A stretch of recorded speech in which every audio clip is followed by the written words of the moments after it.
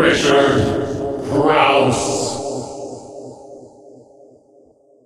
How did you make it fun when you were doing the Batman series? I was just reading it. I didn't realize the numbers were this high. You did 120 episodes Correct. in 3 years, so you just didn't ever stop working. Well, you know your stuff. We never stopped. It was, and I know a lot of TV series people complain about hours and pressure, but we had them. We worked 15, 16 hours a day, and, we were on twice a week. Yeah. So you really had to run. And then the restrictions of costume and so on.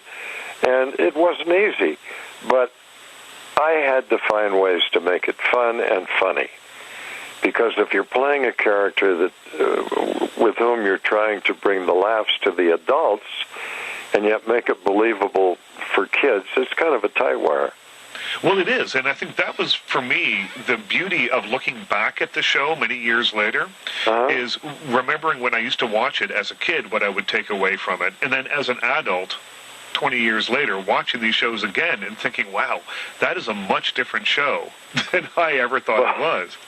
Yes, and thank you, and that's what we intended to do. Right.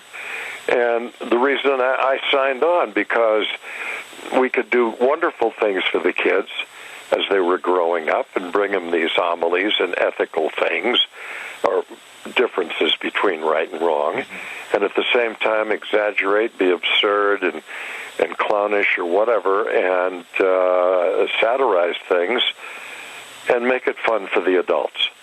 But you never let the dignity of the character go, though.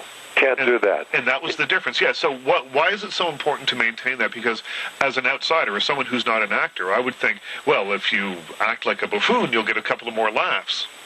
Well, yes, but you see, when I act like a buffoon or seemingly do, and I guess it's my own trick or talent or outlook about it, how can I say this?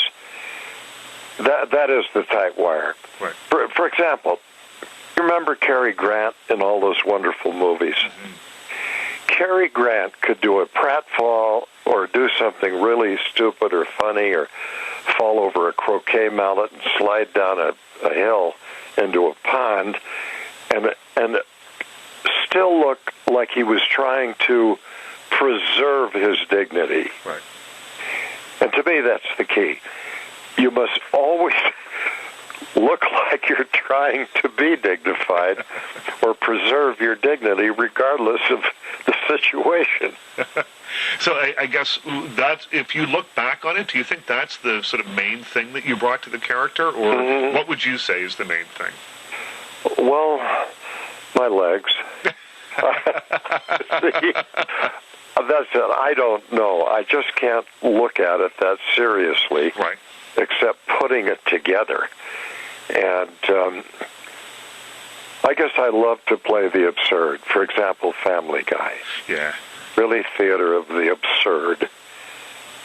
Is there any time, the Family Guy shows, I love them. But sometimes, even as a viewer, I think to myself, I cannot believe I just heard that on television. I feel the same way. As a viewer, I'm shocked. And yet I do it, but I don't do all of that stuff. I just do the crazy Mayor Wee. It's quite a show. I mean, and I love, again, that show is something that I think, again, that people who are a little younger, because I don't think really young kids are watching it, but people who are maybe teenagers are going to get something different from it again later if they watch it when it's in reruns, and it will still be in reruns in 20 years from now, much like the original Batman shows. You know, when people come to see me at these Comic-Cons, and I do maybe 7, 8 a year, I just finished in Chicago, and I get an enormous audience, and they all come up, and they love Batman, they love Family Guy, and curiously enough, The Fairly Odd Parents, and now I have a new animated show for Disney, and I'm just a lucky guy. Yeah. Did you, when Family Guy sort of came back into your life, I guess when you started in 2000 with it, did you think that you would ever be part of a show that is that huge again? Because the Batman thing was such I could only describe it probably as a juggernaut. I mean, it must have come out of nowhere, become so huge. Did you think that you would be a part of something like that again? Because most actors get one shot at something like that, I think. Right. No, I never did. I sensed something, though. Yeah. That people were responding in the right way, and in a way that really pleased me. Right. But I never thought about, how big it would get or how long it would last. I didn't have time.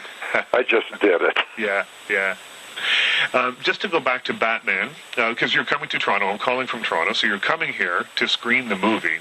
And it's kind of, which is very exciting for everyone. Let's talk about the movie a little bit, because the film was made while the television show was still on the air. Right. So when did you find time to make a motion picture? Because presumably you were still doing the television show as well at the same time, no?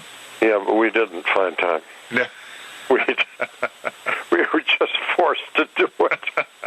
It was like another universe. We had 30 days to make that. Wow. And again, it was just running.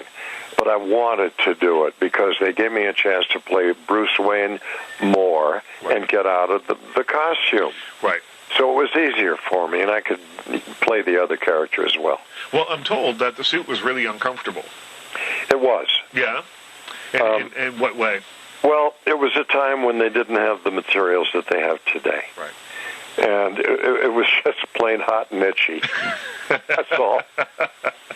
And you would have spent 15 hours a day in the thing. And I kept feigning. It was embarrassing. Right. Now, Oswald, I have to ask you, because for me, as a kid watching the show, it was all about the Batmobile.